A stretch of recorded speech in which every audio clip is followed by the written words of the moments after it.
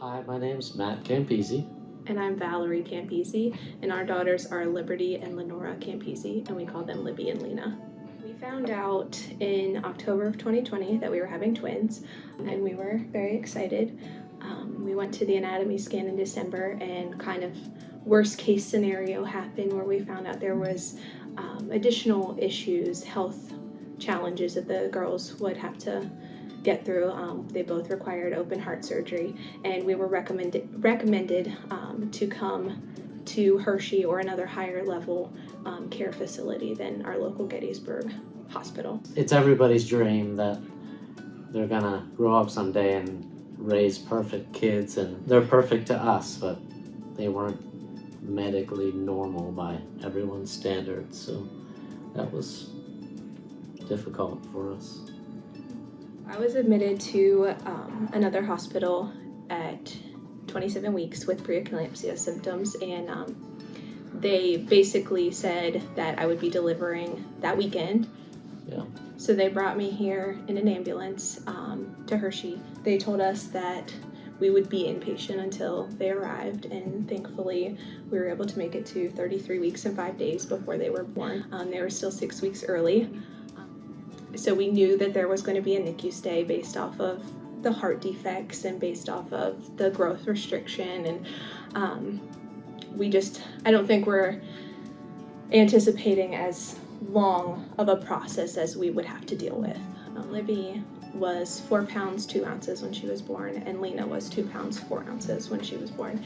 So obviously we knew that there was going to be a bit of a journey to get them to the size where they were able to be operated on. The girls were born, the doctors, the NICU attendant came down to my room, and I was in recovery. They told us that they saw markers for Down syndrome in the girls, and we at that point felt that they were just looking for additional diagnoses. Like, we didn't believe them.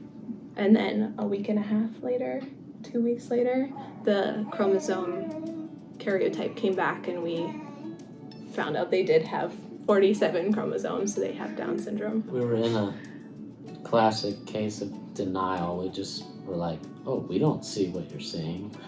But it came back, and it doesn't matter.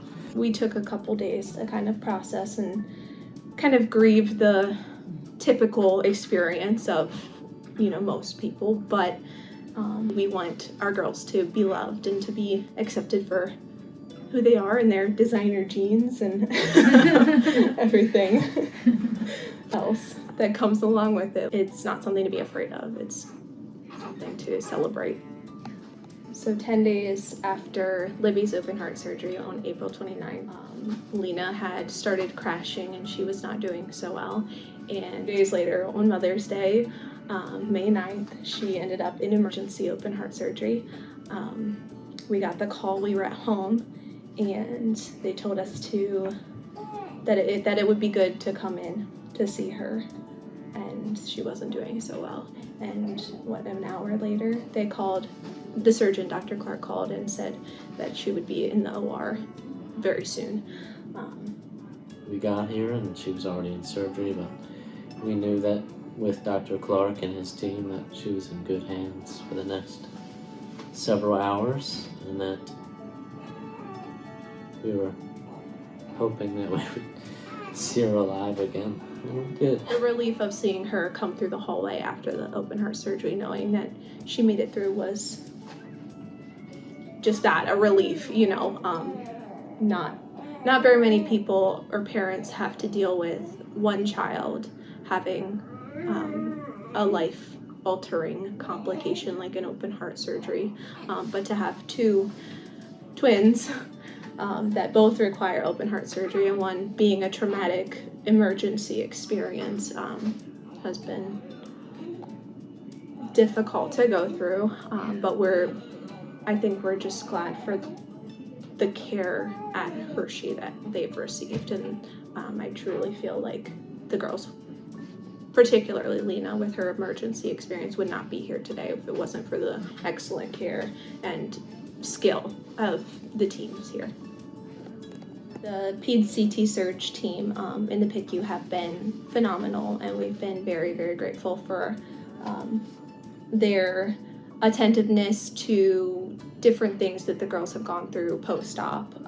Those were the kind of people that when we were back home, the girls were still there. We knew in their care we could sleep at night. Yeah. So they were born in March, and it's now October, and we still have one twin inpatient at Hershey. If I could go back and tell myself, I would tell myself that the journey is going to be a lot longer than I expected. It hasn't been an easy journey, but it has had its silver linings from the people that we've met here, to just knowing everyone here loves the girls so much. I don't think I would change much, if anything, from this journey, but I would just tell myself not expect it to be a short journey, and to expect to make friends and have that support from people here. You don't realize how strong you are until you're in the situation. A quote that I had heard, that you don't choose what happens to you, you choose how you respond to it and react. And I just, for myself at least, decided that I could get mad and sad and get down on myself, but that wouldn't serve anybody's best interests. Just take it one day at a time, but that truly is the only way to get through all of the challenges of medically complex kids, and you get through it. You can tell across all fields of everybody we've met that there's passion here. Mm-hmm. Everybody loves what they're doing, and that's the way it should be, but that's definitely the way that it is here. That you know that as much as we wanted them home, that for the time being, that this is where they belong. I would say to other parents who may be looking at similar situations, it's okay to have the hard days, and it's okay to